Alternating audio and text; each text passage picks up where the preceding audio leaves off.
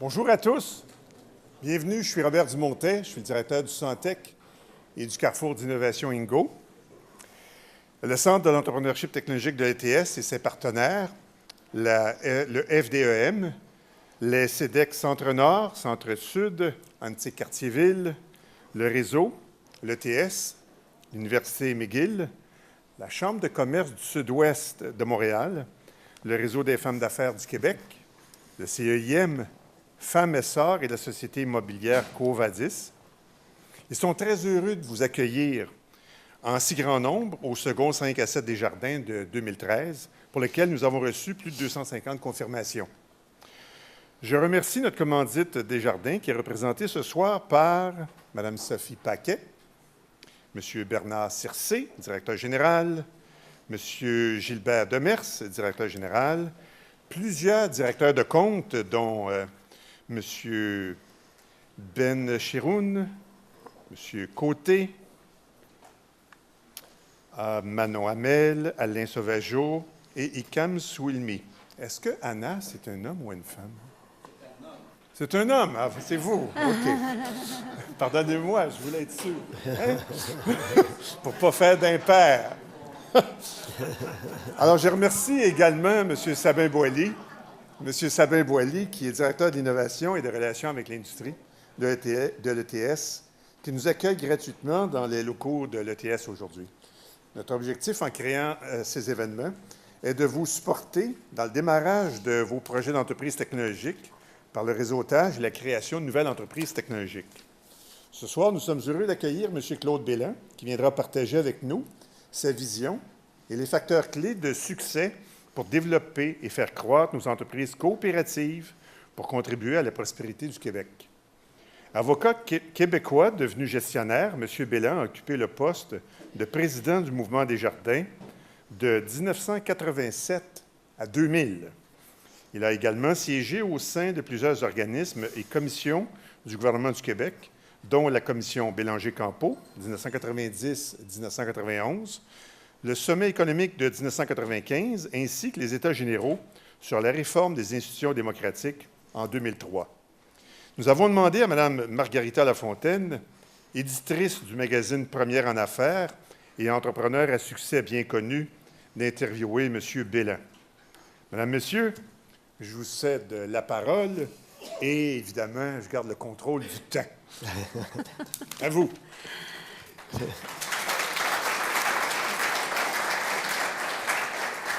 Alors, merci, M.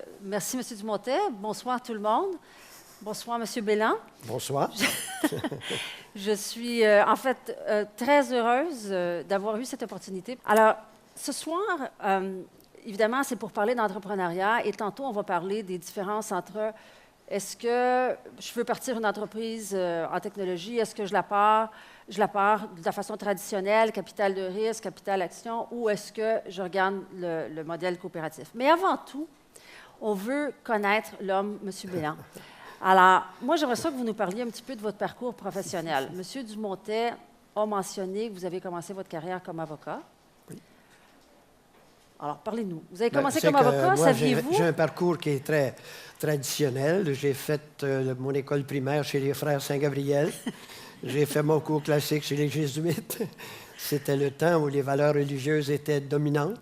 Et ensuite, 4 ans à la faculté de droit. Je suis devenu avocat. J'ai pratiqué pendant 8 à 9 ans dans un bureau privé. Et là, j'ai eu une proposition qui m'a été faite de devenir conseiller juridique au moment de la Révolution tranquille. Hein. Il y avait des gens au Québec qui étaient regroupés. Il y avait des caisses comme les caisses populaires, sauf qu'ils s'appelaient des credit unions, des caisses d'économie, parce que, historiquement, ces gens-là avaient fait... Les pompiers de Montréal avaient fait une grève. Et après la grève, en 1944-45, après la grève, leur avocat, parce que dans ce temps-là, les avocats s'occupaient aussi des questions sociales, leur avocat avait dit, écoutez, vous avez fait la grève, vous avez gagné peut-être 2 sous de plus de l'heure, Mais dans le fond, vous avez perdu le temps que vous avez perdu. Pourquoi vous ne faites pas une caisse populaire, puis vous regroupez vos épargnes, vous pourriez vous entraider, ça serait déjà un commencement d'entraide.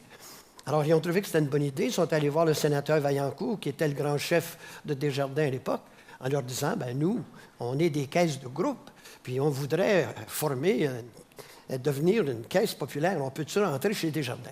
Et le sénateur insulté dit, bien, voyons donc, vous êtes tous des catholiques canadiens français, vous avez des paroisses, il y a des caisses dans toutes les paroisses, allez dans vos caisses.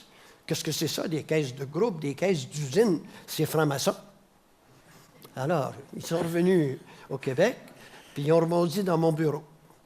Puis là, ils ont dit, on veut faire une fédération de caisses d'économie francophones, parce que tout était en anglais, ils étaient affiliés avec les Américains. Alors, on veut que ça soit en français, puis on veut avoir des meilleurs services. Alors, j'ai incorporé la Fédération des caisses d'économie. À l'époque, on avait 14 caisses, puis en dedans de 3-4 ans, on avait 127 caisses de groupe. Alors, ces caisses de groupe-là, au début, il n'y avait pas d'argent. Alors, ils ont dit, on n'a pas d'argent pour te payer. Mais moi, j'étais jeune avocat, puis tant qu'à pas pratiquer, je me suis dit, bien, c'est pas grave, je vais pratiquer. Mais mes associés trouvaient que ce n'était pas une bonne idée. Mais mes associés, ils travaillent encore à essayer de gagner des causes. Puis moi, bien, j'ai pris tout un autre chemin qui est bien différent. Alors, comme président des caisses, avocat des caisses d'économie, j'ai été rapidement nommé directeur général. Et quand je suis arrivé comme directeur général de la Fédération des caisses d'économie, j'ai eu la visite de la Caisse de la Sûreté du Québec. À la Sûreté du Québec, ils ont des membres aux îles de la Madeleine, ils ont des membres en Gaspésie, ils ont des membres partout. Or, la chère Fédération de Montréal, l'Union régionale de Montréal dans le temps, offrait à la Sûreté du Québec le service d'intercaisse. Alors, vous comprenez, c'était tentant, parce que l'intercaisse, à ce moment-là, ça n'avait pas d'importance, les distances. S'il y avait des membres aux îles de la Madeleine, ça réglait leur cas. Alors, ils viennent me voir et ils disent, M. Belland, on vous aime bien, on aime bien les caisses d'économie, mais je pense qu'on va s'en aller avec les caisses populaires parce qu'ils nous offrent l'intercaisse. Alors, j'ai dit, bien, donnez-moi un petit peu de temps. Et après bien des discussions, on a décidé qu'on essayerait de s'affilier à Desjardins. Et je me souviendrai toujours, j'ai été voir le chef du temps, qui était le sous-chef, M. René Croteau, le directeur général, puis je lui ai dit, est-ce que c'est possible d'avoir le système informatisé des caisses, le système SIC? Il me dit, bien certain, M. Belland, on l'offre déjà aux caisses de l'Ontario. Bon. J'ai dit, deuxième question, est-ce que ça comprend l'intercaisse? Ah non, ça ne comprend pas l'intercaisse. Ah. J'ai dit, qu'est-ce qu'on fait pour qu'on puisse avoir l'intercaisse? Il dit, il faut s'affilier à Desjardins. Et qu'est-ce qu'on fait pour s'affilier à Desjardins? Il dit, il faut aller voir le président au 40e. Je suis allé le voir, puis on a fait finalement l'affiliation des caisses d'économie, qui est devenue la 11e fédération des caisses. Alors, mon cheminement, il a vraiment commencé là. Parce que je suis rentré chez Desjardins en 1979. J'ai été sur le conseil jusqu'en 83, sur l'exécutif jusqu'en 85. En 86, Raymond Blais, qui était le président, m'appelle pour m'offrir le poste d'adjoint au président. Et malheureusement, Raymond Blais, 6 mois plus tard, pourtant il avait mon âge à l'époque, est décédé. Alors il y a eu une élection et j'ai été élu président, un poste que j'ai occupé pendant 13 ans. Mais là, ça a l'air d'un parcours planifié, mais ce n'était pas tout à fait le cas. Bien, il était planifié par quelqu'un d'autre, pas par moi. Moi, je ne m'attendais pas à ça du tout. Non, c'est ça. Non. Écoutez, quand vous venez, d'abord, avocat, venant des caisses d'économie, jamais j'aurais pensé être élu président. Mais je veux pas... je veux me servir de ça de leçon. Puis je le dis souvent aux étudiants. J'ai la chance aujourd'hui d'être encore un professeur associé dans les universités. Et je dis les gens disent, pourquoi, M. Belland, vous avez été choisi comme président du mouvement des Jardins? Vous n'êtes tout de même pas un économiste ou un grand financier. Bien, je leur dis, j'ai posé la même question à beaucoup de mes électeurs. Puis les gens disaient, toi, Belland, tu as une identité. Et j'ai compris ce qu'il voulait dire, c'est que l'identité, c'est ça qui est le leadership. Parce que l'identité, c'est l'équilibre que vous vivez entre vos valeurs et vos actions. Et quand vous êtes toujours constant par rapport à ça, quand vos actions sont toujours en équilibre, en harmonie avec vos valeurs, ça inspire confiance. Quand les gens disaient, toi, Bélan, on savait que si tu disais que tu étais pour faire telle chose, de telle manière, tu le ferais. Et j'ai compris que le leadership, malgré moi, là, je n'ai pas réfléchi ça, là, mais malgré moi, le leadership, c'est ça. Et ça, je ne veux pas faire de romantisme ce soir, mais ça vient de mon éducation. Moi, mon père était un homme extrêmement occupé. Ben Bélan Incorporé, je ne sais pas si ça vous dit quelque chose, mais il y avait un commerce qui allait très bien. Donc, il avait le temps de s'occuper d'un paquet d'affaires. Il s'occupait des infirmières visiteuses, il s'occupait de fonder la Caisse populaire à Outremont avec d'autres. Et c'était un homme extrêmement généreux. Et maman était une femme très fragile. Elle avait eu 7 enfants. Alors, il fut un temps, moi, quand j'étais jeune, maman ne sortait plus de la maison. Alors, chez nous, il fallait que nous, on garde maman. Il fallait qu'il y ait toujours quelqu'un à la maison. Puis, on faisait notre lit, on faisait la vaisselle, on entretenait la maison. Les gens disent, « Hey, tu n'étais pas chanceux, toi. » Mais au contraire, on était très heureux. Votre femme est chanceuse. Ma femme, oui, mais elle n'était pas chanceuse d'être malade quand même. Non, Bon. j'ai dit votre femme est chanceuse. Alors, non, mais j'ai compris très jeune que si on était heureux, c'est parce que tout le monde, nous, on s'occupait du bien-être collectif. Et c'est ça qui a fait que je suis devenu un grand partisan, puis je le suis encore, d'une économie du bien-être collectif. Vous savez, quand ma sœur me disait, « Hey Claude, je sais bien que c'est ton soir pour sortir, mais moi, j'ai une rencontre. » Puis je disais, je voyais que ça lui faisait plus plaisir à elle que pour ce que j'avais à faire, moi, que je disais, « Bien, vas-y. » On s'échangeait ça, on s'arrangeait pour que tout le monde soit heureux. Et je me suis dit, si c'était de même dans la société, ça serait parfait. Et c'est pour ça que j'ai choisi le mouvement coopératif. On va finir par en parler. C'est parce que les coopératives, ça a été longtemps au Québec, un peu comme vous l'avez défini, ça a été une forme d'entreprise. Il n'y a personne qui pensait que c'était une forme d'une économie, que c'était un projet de société. Pas du tout, pas du tout. Alors, c'était une forme d'entreprise pour des gens mal pris, puis qui se regroupaient, puis qui voulaient régler des choses pour eux-mêmes, comme collectivité. Mais aujourd'hui, c'est plus vrai. Parce que quand vous regardez l'histoire de l'humanité, inquiétez-vous pas, je n'ai pas le temps de retourner jusqu'à... Mais quand on regarde l'histoire de l'humanité, et c'est très frappant, j'ai été obligé de faire cette étude-là, parce que moi, quand j'ai été élu président du mouvement Desjardins en 1987, un des premiers groupes que j'ai reçus, c'était un groupe de professionnels, les plus riches dans la société du temps. Et le président du comité exécutif, il me disait, « M. Bélan, je viens vous voir parce qu'on réalise qu'on a 80 de nos membres qui sont membres de caisses populaires. Et à cause de votre système, toutes des caisses autonomes, on n'est pas capable de faire valoir notre pouvoir d'achat. » Alors, je lui ai dit, « Bien, je ne comprends pas, qu'est-ce que vous voulez faire? » Bien, on aimerait savoir des cartes pour s'identifier. Et quand on irait dans nos caisses, bien, on aurait des avantages. Meilleur taux sur l'épargne, meilleur taux sur les emprunts, pas de commission sur les chèques de voyage. On a une force, nous, notre groupe. Vous ne me croirez peut-être pas, mais en 1987, dans les caisses, sur les dépôts à thème, par exemple, le taux d'intérêt était le même pour tout le monde. Vous aviez 1 000 $, c'était votre richesse, c'était 5 %. Vous aviez 100 000 $, c'était votre richesse, vous aviez 5 %. Il y avait même des gens chez nous qui disaient pourquoi on n'en donne pas plus aux petits épargnants pour qu'ils deviennent, lui, un jour, un grand épargnant. Ça, on n'a pas fait ça.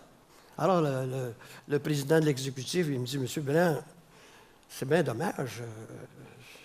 Vous me dites que vous ne faites pas ça dans Desjardins, mais il y a des banques qui nous offrent ça. » Ah, j'ai dit, je regrette, on ne peut pas faire ça. La semaine suivante, c'était mon conseil d'administration. Je rapporte ça. autour de la table, j'avais 2 directeurs de caisse. Il y en a un qui lève la main et il dit, « Monsieur Belland, on le fait déjà parce que nos grands déposants nous abandonnent. » Alors, quand je pensais à mon père, qui, lui, fondateur de la Caisse d'Outremont, recevait parfois des téléphones du gérant parce qu'on était au sous-sol d'école, puis on ouvrait 2 soirs par semaine, puis il recevait un téléphone, puis il disait, « Monsieur Belland, on n'a plus de liquidité. Pouvez-vous trouver des dépôts? » Puis papa appelait le notaire, puis puis que les gens venaient déposer. Je n'ai jamais entendu papa dire combien tu vas me donner d'intérêt. Tu sais, on était dans la race des bâtisseurs. Et ça, là, quand tu es jeune, ça te rentre par une oreille. J'ai été caissier à l'âge de 15 ans. Puis j'entendais les notables de la paroisse qui parlaient de ce projet-là. Ça vous rentre par l'oreille, ça ne sort pas par l'autre, ça vous descend dans le cœur en disant, c'est ça. Alors, je veux juste finir ça. C'est que, quand je vous disais une économie, une famille qui s'occupe du bien-être collectif, aujourd'hui dans le monde, on est toujours pris dans ce grand dilemme qui se répète à chaque fois qu'il y a des catastrophes, d'une économie qui est du bien-être individuel. On dit que c'est le meilleur système. Chacun fait sa fortune, chacun fait sa vie, tant pis pour les autres. Romney, j'étais aux États-Unis durant la campagne, qui disait « Don't count on me to put money in the poor's pocket ». Puis tout le monde, « Right ». C'est merveilleux. De l'autre côté, il y a toujours eu les tenants puis les promoteurs, puis il y en a de plus en plus dans le monde aujourd'hui, des promoteurs de l'économie du bien-être collectif. La différence, c'est ça. Les entreprises de la capital action, c'est les entreprises du néolibéralisme. Les entreprises coopératives, mutuelles, etc., sont les entreprises de l'économie du bien-être collectif. C'est ça, la vraie différence. Et c'est comme ça qu'il faut la comprendre. Quand les gens m'appellent aujourd'hui et qu'ils disent « Hey, M. Belland, on a une grande idée, là, on veut former une coopérative. Comment on fait ça? » Je leur dis « Demandez-moi pas comment, là. On va vous demander d'abord pourquoi.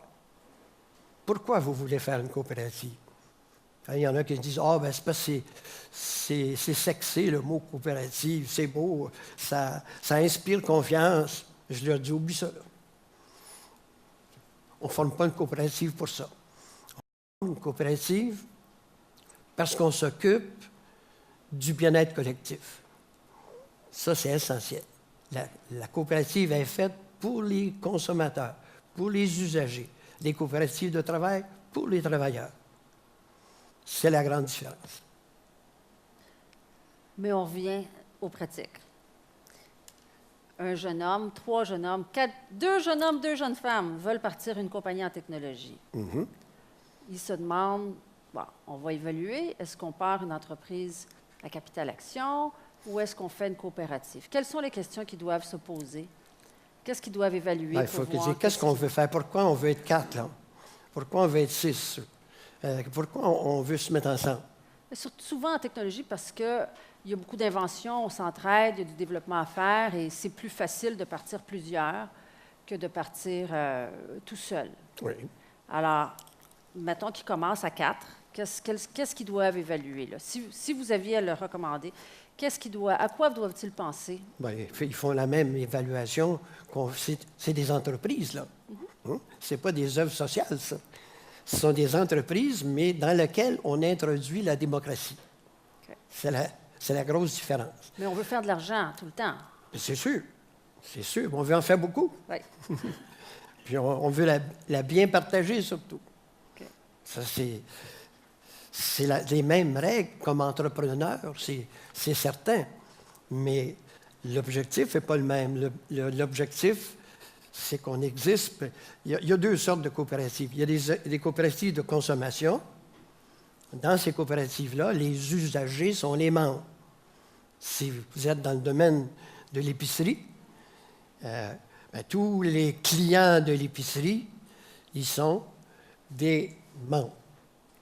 La grande différence, moi j'étais tellement, à un moment donné, exaspéré d'essayer d'expliquer la différence. J'aurais dû apporter ça. C'est les 4 P. Je vais faire ça vite, là. 4 P. Une coopérative, la propriété est collective. hein. Elle appartient aux usagers. Dans l'autre système, la propriété, elle appartient aux détenteurs de capitaux. Donc, dans ce cas-ci, c'est une association de personnes. De l'autre côté, c'est une association de capitaux. Bon. Ici, c'est la majorité. Donc, le deuxième P, c'est la participation. Qu'est-ce qui participe? Qui prend les décisions? Les membres. Et c'est la majorité qui l'emporte. Dans l'autre système, qui participe? Bien, celui qui détient le contrôle, grâce à son capital. Oui. Pas grâce aux activités que fait avec la compagnie, où il peut ne pas être client de la compagnie, puis en être le propriétaire. Dans une coopérative, si vous êtes un usager, il faut que vous soyez propriétaire. Le troisième, le partage. Dans les coopératives, c'est l'intérêt limité sur le capital. On rémunère le capital, mais il y a un intérêt limité. Le partage, c'est une ristourne. On appelle ça, nous autres, pudiquement, le trop perçu. Vous avez trop chargé à vos clients, ou vous n'avez pas assez payé à vos épargnants. À la fin de l'année, on se retrouve avec des gros profits. Alors, on ristourne en fonction des activités. De l'autre côté, on a des gros profits, on ristourne aux détenteurs de capitaux en proportion des actions qu'ils détiennent. Et le quatrième P qui me semble le plus important, moi, c'est le patrimoine. Dans les coopératives, une coopérative, c'est inaliénable. C'est un noyau dur dans l'économie. Un Japonais aurait beau arriver avec un chèque certifié de 160 milliards pour acheter le mouvement de jardin, il serait bien déçu le lendemain matin parce qu'il réaliserait qu'il y a juste un vote. C'est pas achetable. On est pris avec. Les grandes coopératives, on est pris avec. On a juste un choix, c'est de les développer. C'est inaliénable. Il n'y a pas d'OPA possible sur Desjardins. Il n'y a pas d'OPA possible sur la Fédérée, sur AgroPure, sur nos grandes coopératives, sur les petites non plus. Mais, alors, ça, c'est très important. Pour le Québec, c'est très important. Imaginez s'il avait fallu que M. Desjardins crée une compagnie à capital action. Il y a longtemps qu'on l'aurait perdu. Ouais. Ah ben, diable, je comprends. Hey, c'est un joyau, ça. Et puis, c'est intéressant. Ouais. Alors, le patrimoine. Tandis que dans l'autre système, le patrimoine, il est fragile. Aux plus riches. On regarde nos entreprises, on les perd allègrement. S'il y a un OPA, les règles sont claires. Là. Si quelqu'un arrive et fait une offre, tu n'as pas le droit même de les refuser parce que tu nuirais à tes actionnaires minoritaires. Il faut que tu aies une bonne raison pour refuser une offre. Alors, c'est deux systèmes complètement différents. Mais c'est les valeurs, dans le fond, qui vont décider, parce que quelqu'un peut partir une entreprise, peut décider de faire ça sous la forme traditionnelle capital-action ou peut faire ça coopérative. Mais la différence, c'est que dans un cas, c'est plus égoïste peut-être. C'est égoïste, c'est tout pour les actionnaires versus une coopérative qui est vraiment, on veut bâtir quelque chose qui va rester et qui a un partage avec tous les travailleurs ou les... Est-ce que vous avez des exemples de compagnies en technologie qui ont parti des coopératives, qui sont sous forme de coopératives? Il y en a plusieurs. Mais vous connaissez Cooptel? Cooptel, oui. Cooptel, c'est un autre Vidéotron.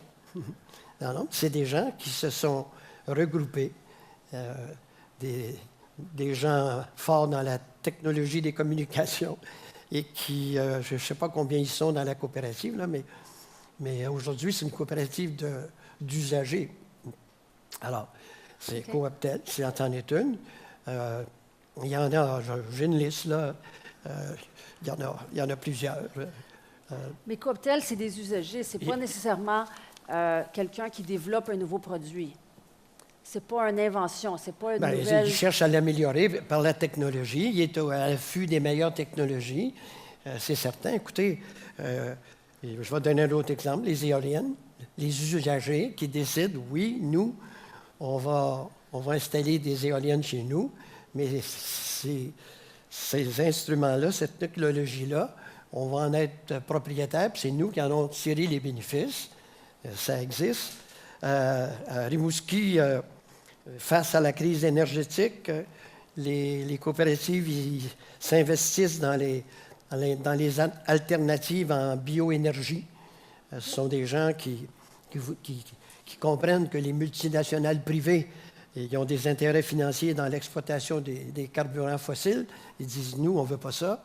On veut plutôt créer des alternatives en bioénergie. Et ça se fait sous forme coopérative. Et ce n'est pas juste au Québec. Il y a des organisations internationales qui existent au Brésil. Le Brésil est probablement le plus avancé. Le gouvernement, lui, a fait en sorte que les petites entreprises bénéficient des avancées technologiques. Alors, chacun y travaille, chacun invente dans sa tête des nouvelles choses, puis ensuite on travaille à le faire pour répondre aux besoins de ces entreprises-là. Non, c'est possible, c'est possible dans tout. Écoutez, moi, dans le dernier mois, là, je pense que j'ai reçu 5 téléphones de toutes sortes de... C'était à la mode, hein? C'était à la mode dans le sens que l'année internationale des coopératives a fait beaucoup de bruit en 2012. Oui. Et vous savez, si l'ONU a pris la peine en 2009 d'adopter une résolution de 4 pages pour dire à tous ses membres, il faut absolument que vous fassiez la promotion des coopératives, puis que vous fassiez des législations qui facilitent la formation de coopératives, parce que le monde d'aujourd'hui en a grandement besoin. Parce que pour eux, c'est un retour à la démocratie. La démocratie, actuellement, est en crise. Ce n'est pas moi qui le dis, tous les grands politologues vont vous le dire. La démocratie, on a voulu devenir des citoyens du monde, mais on s'aperçoit que les décisions se prennent pas mal loin, puis dans lesquelles on n'a rien à dire. Absolument. Hein? On est devenu impuissants. Moi, je dis dans mes conférences, les citoyens aujourd'hui ont perdu leur statut de citoyen. On les aime comme consommateurs. C'est très différent. Aujourd'hui, on est en pleine incohérence. Écoutez, moi, j'ai participé à un grand colloque là, sur le développement durable. Je donnais la conférence d'honneur, disait-il. Mais j'écoutais les différents panels. Je comprends, les gens qui représentaient le secteur économique là, traditionnel disaient oui, il faut protéger la planète, puis il faut faire attention à tout ça, et à une condition que ça ne nuise pas à l'économie. Mais là, moi, je demande à mes étudiants, est-ce que vous trouvez qu'au Québec, vous vivez en démocratie ou vous vivez dans le capitalisme? Et ils me répondent en chœur, les deux. Et je leur dis, comment on peut faire les deux? C'est quoi le projet de société ici? C'est-tu le citoyen? Ou si c'est le capital? Alors là, ils sont embêtés. Là, ils ne m'aiment pas. Ils disent, lui, il est vieux, ça n'a pas de bon sens. Ils ont raison, mais c'est aujourd'hui, c'est certain que ce n'est pas l'économie, ce n'est pas la démocratie qui a le dernier mot.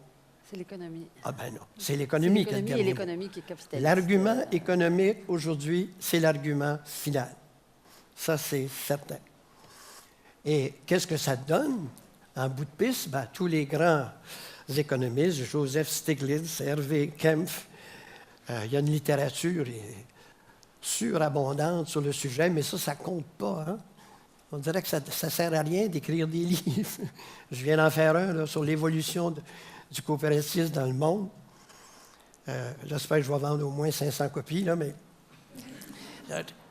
mais tous ces gens-là disent ça ne marche pas actuellement. Ça ne peut pas continuer à fonctionner comme ça.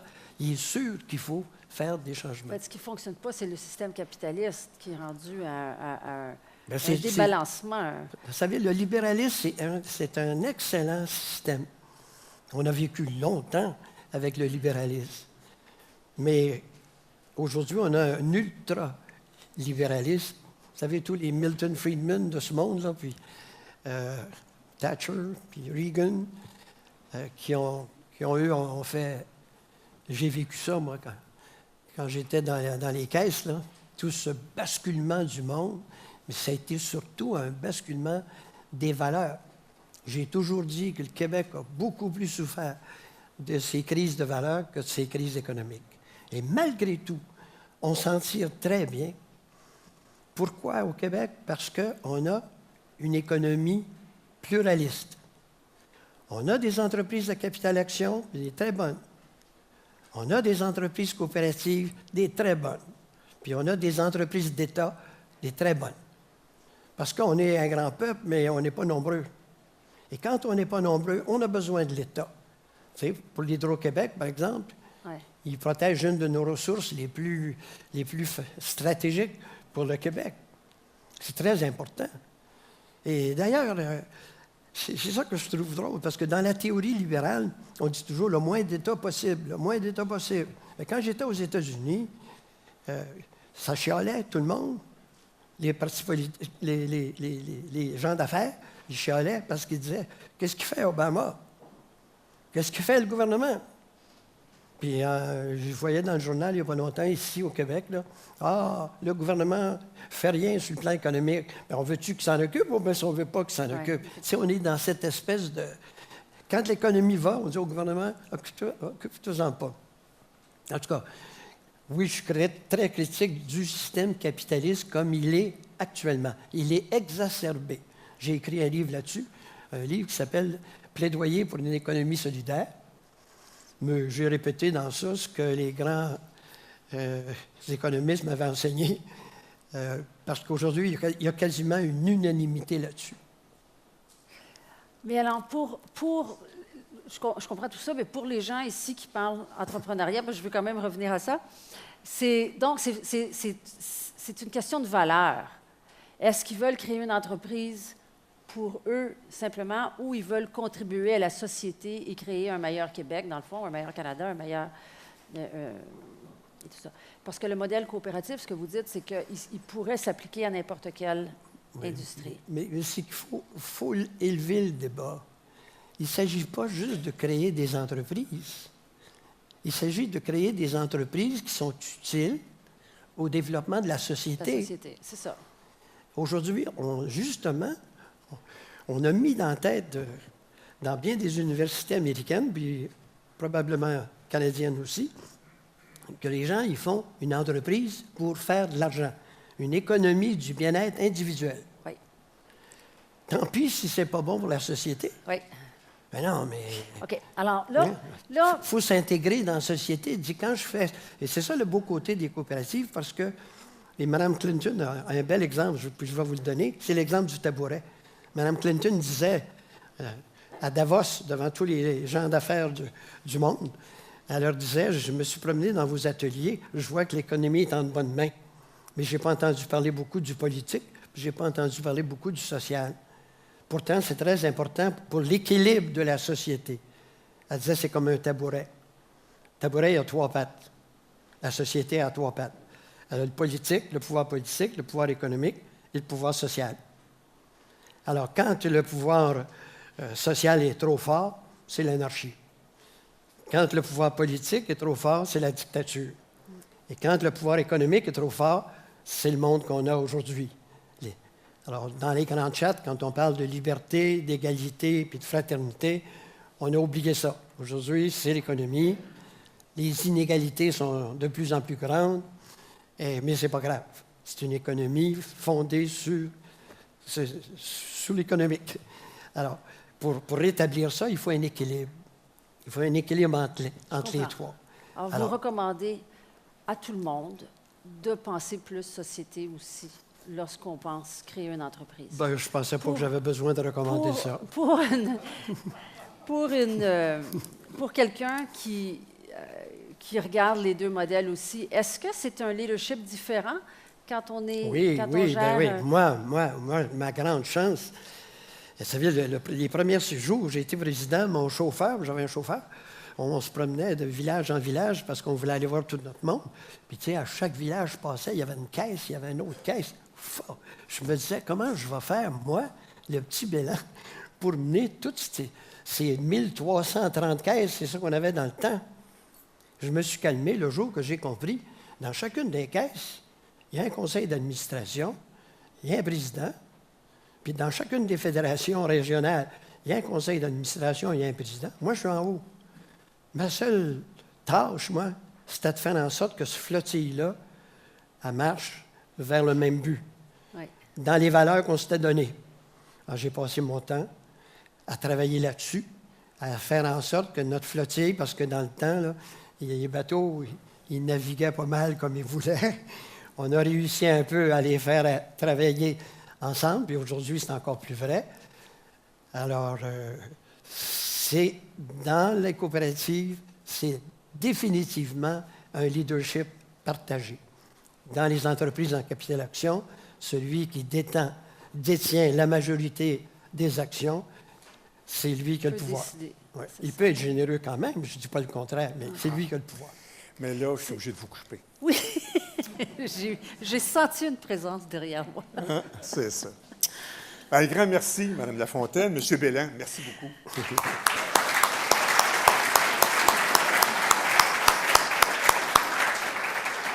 Hein, c'est enrichissant. Hein? Oui, il va y avoir des périodes de questions, c'est sûr. Alors, on aimerait ça évidemment poursuivre, là, mais on veut aussi que vous ayez la chance de vous rencontrer. Je suis certain que, comme moi, vous avez appris à mieux connaître M. Bélin et vous avez retenu quelques trucs, des façons de faire, une approche aussi, une approche sociale aussi, pour faire grandir vos entreprises. Comme je vous l'ai annoncé au début, notre objectif en créant cet événement est de vous supporter dans le démarrage d'entreprises technologiques et de créer des réseautages d'affaires que vous pourrez faire tout de suite en sortant ici. Donc, dans quelques minutes, je vais vous inviter à vous diriger dans la salle des pas perdus qui est à votre droite. Si certains d'entre vous souhaitent développer un projet, bien, venez nous rencontrer. Toute l'équipe du Santec va être ici. Je remercie justement cette équipe qui a organisé cette soirée, qui est d'une façon particulière Mme Hélène Filion, qui est ici, Mme Stéphanie Dirado, qui est à quelque part à l'extérieur ici, M. Philippe Jacombe, vous pouvez vous lever, hein? Et Éric Coudet, qui est là. Alors, oui, bravo. Hein? Alors, une période de questions.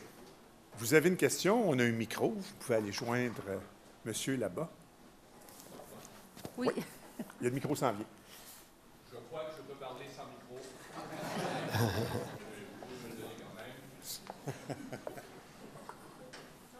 Je vais faire semblant qu'il fonctionne. Oups, là, il fonctionne. Bonjour, Francis Giguère, cofondateur d'une coopérative de travail, M. Bélin. Coopérative de travail spécialisée dans les marchés gouvernementaux. On m'a demandé, entre autres, de venir témoigner de la chose parce que vous êtes ici, étudiant en génie, en train d'envisager de créer une organisation sous une forme légale ou sous une autre. Coopérative de travail, M. Bélin a totalement raison, ça reste entre nous. Moi, j'ai racheté une OBNL à l'époque qui était déficitaire. Nous, les propriétaires, les membres de la coopérative de travail, on a travaillé dur en investissant dedans pour la rendre rentable. Et maintenant, on l'a rendue rentable et ça fait en sorte que nous, les membres de la coopérative de travail, et non pas des actionnaires qui cherchent à avoir un dividende à la fin de l'année, mais nous, les travailleurs à l'intérieur de la coopérative de travail, on décide au fur et à mesure de l'évolution de notre coopérative de travail, ce dans quoi on peut investir pour améliorer notre entreprise, améliorer les services à la communauté, améliorer les services à nos partenaires. J'arrive ce matin d'avoir organisé un séminaire sur les achats gouvernementaux, qui est le domaine de notre coopérative, avec la Chambre de commerce de Montréal. Les gens étaient ravis de connaître notre organisation. Je suis revenu au bureau à dire à mes partenaires, membres, ils sont tous membres, un vote, chacun des membres est un vote. Ben voilà, on a été félicités ce matin et j'ai déjà quelques partenaires qui voudraient, futurs partenaires, qui voudraient nous passer des mandats. C'est ça. Nous, les travailleurs à l'intérieur de la coopérative, on fait ça. On n'a pas, à la fin de l'année, ristourne, ça revient à nous. Comme le disait M. Bélin, s'il y a un trop perçu, c'est parce que probablement qu'on ne s'est pas donné d'assez bons salaires cette année-là. On a été plutôt circonspect et on a décidé à la fin de l'année, à la valeur du trop perçu, de se redonner par exemple, sur la foi du nombre d'heures supplémentaires qu'on a pu donner dans l'année à la coopérative, de se rétribuer un supplément. Ça reste entre nous. Et comme disait M. Belland, on n'est pas achetable. Parce que tout ce que peut acheter quelqu'un, c'est un membre travailleur, une coopérative de travail, donc un membre travailleur, et c'est un vote. Je vous remercie Alors, beaucoup. il faut y travailler. On a peut-être quelqu'un d'autre qui veut poser Je des voulais questions. simplement témoigner de la Belland. chose. Merci.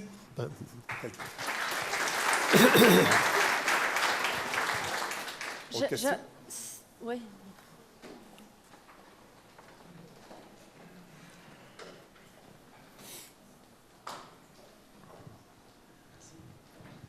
J'ai une question à vous poser.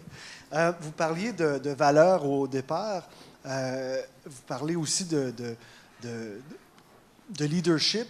Et je me demandais, parce que c'est vrai qu'il y a un gros problème dans nos économies, mais on se doit de partir des entreprises si on veut faire rouler notre économie, parce que l'économie au Québec, elle est, on le sait, la PME est le moteur de cette économie-là. Cependant, quand on parle d'économie plus sociale, je me posais la question, est-ce que le manque de vision de nos gouvernements ou de nos dirigeants fait en sorte que nos entreprises sont un peu contaminées par ce mauvais virus-là qui fait que des fois, on n'a pas des visions qui sont plus grandes que nous-mêmes et qui vont servir la collectivité? Est-ce que il n'y a pas quelque chose, un parallèle à faire avec ça? Écoutez, moi, les expériences que j'ai vécues là, sur ce plan-là, j'ai eu la grande chance, moi, de présider en 95, 96, le sommet économique que M. Lucien Bouchard avait convoqué parce que le taux de chômage était de l'ordre de 14-15 à l'époque. Alors, c'est le fameux sommet qu'on a appelé de l'économie de l'emploi. Et c'est à cette occasion-là où tous les ayatollahs du Québec étaient présents, là, hein? Les gens d'affaires, les chambres de commerce, les syndicats, on était nombreux, où on a voté le déficit zéro. Ça, c'était moins populaire, mais où a été créé le chantier de l'économie sociale. C'est pas vieux, le chantier. Et le gouvernement avait dit, on va vous donner 2 millions, mais pas nous, mais les banquiers ici, là. M. Bouchard avait collecté chez Desjardins une somme de 2 millions, puis il avait dit aux gens du chantier, vous avez 2 millions pour créer de l'emploi. Or, après 2 ans, le mandat était fini, mais ça allait tellement bien que le gouvernement a dit, bon, ben, on va vous rendre permanent. Et en peu de temps, ça a l'air de rien, les petites entreprises, mais ils avaient réussi en 5 ans à créer 6 000 emplois. Vous allez me dire, on est 6 millions ou on est 8 millions, je comprends, mais c'est pas à négliger. Et aujourd'hui, le chantier de l'économie sociale fait beaucoup de travail dans ce sens-là. Puis vous avez raison, c'est les PME qui sont créatrices d'emplois. Et c'est les coopératives de travail qui sont... comme je ne me souviens pas du nom de la scierie, peut-être que vous pouvez me le dire, vous. Il y a, à Sacré-Cœur, ouais, et ça fait 25 ans, là. 25 ans. Il y a 350 familles à Sacré-Cœur qui travaillent et qui dépendent de cette scierie-là. Ah. Puis eux, ils ont traversé toutes les crises du bois. Puis il y en a eu, hein. Ça fait 25 ans. Pourquoi? Bien, parce qu'ils sont tous des propriétaires. Puis quand il y avait une baisse, et les propriétaires, si ça avait été à capital action, celui qui détient le plus d'actions, il aurait dit, moi, il faut que je baisse ma masse salariale de 10 %. Alors, 10 % du personnel dehors, puis on continue. Les autres, ils ne peuvent pas congédier le patron, puis personne ne veut se congédier lui-même. Qu'est-ce qu'ils faisaient ensemble? Ils disaient, il faut qu'on baisse nos salaires, tout le monde, de 10 %. Ils ont passé toutes les crises.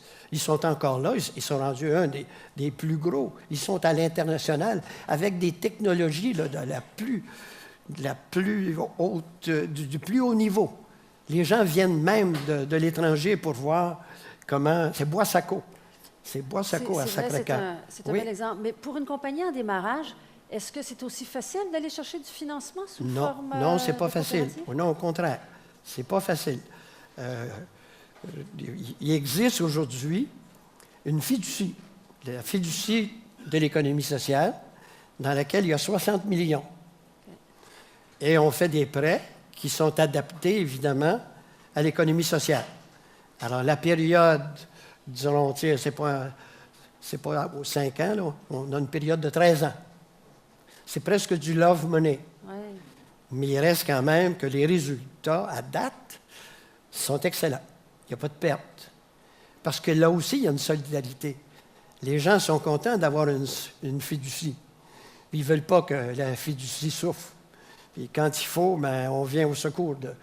S'il y avait des problèmes, on pourrait venir au secours de la fiducie. Ce qu'il faut, moi je dis, il y a 2 choses qui sont essentielles pour le développement de cette économie-là.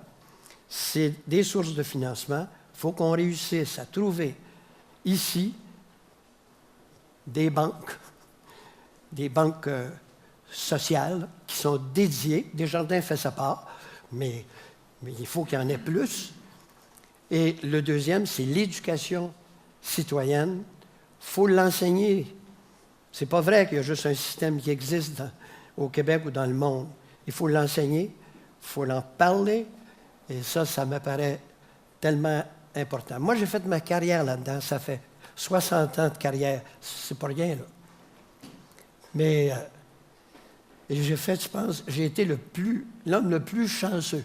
Parce que quand vous vivez dans ce monde-là, vous vivez avec du monde qui y croit, puis qui savent qu'ils ne sont pas là seulement pour eux, ils sont là pour les autres aussi. Et ça crée des climats qui sont vraiment... Le danger, quand ça vient très gros, être capable de garder cette chaleur-là, évidemment, c'est un défi. Mais ce n'est pas celui-là qui m'inquiète. Ce qui m'inquiète, c'est que le message subliminal, dans nos grands médias, c'est comme s'il y avait juste un système, il y a juste celui-là, puis il n'y en a pas d'autre. Et ça, évidemment, il faut combattre ça. À mon point de vue, il faut combattre ça. M. Bélan, on va accepter une dernière question.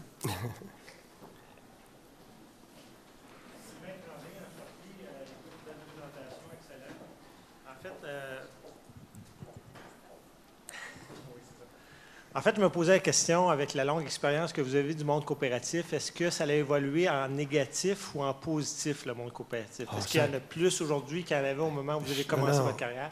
Non, la progression est incroyable et je dirais dans les... Écoutez, là, quand moi je suis rentré dans Desjardins, je n'étais même pas rentré. En 1960, c'était 1 milliard d'actifs. 1970, 2 milliards. En 1987, quand je suis arrivé, moi, c'était 26 milliards et 32 000 employés. Puis aujourd'hui, vous êtes à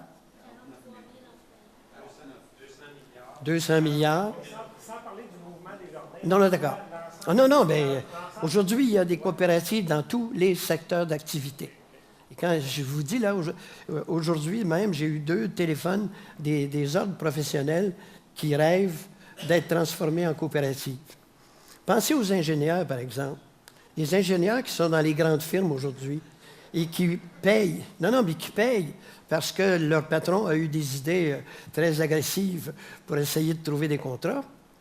Ils sont punis pour ça. Parce que leur entreprise n'aurait plus de contrat. Ils disent, nous, on n'a pas eu un mot à dire là-dedans, puis on est punis. Alors, il y a des professions comme ça qui disent, on peut-tu se former en coopérative? Ça nous protégerait de plus, parce que ces politiques-là, on les déciderait ensemble. Puis il y a plus de monde honnête que de monde malhonnête. On aurait plus de chance que nos politiques soient toutes honnêtes. C'est très important. La démocratie, de son beau côté, c'est qu'on essaie de réaliser la volonté de la majorité. Mais il faut que la majorité s'exprime. Ça, c'est sûr. Non, moi, je trouve que dans les 20 dernières années, la coopération, le nombre de coopératives a augmenté en flèche. Et ce n'est pas fini. Mesdames, Messieurs, disons merci à M. Bélan.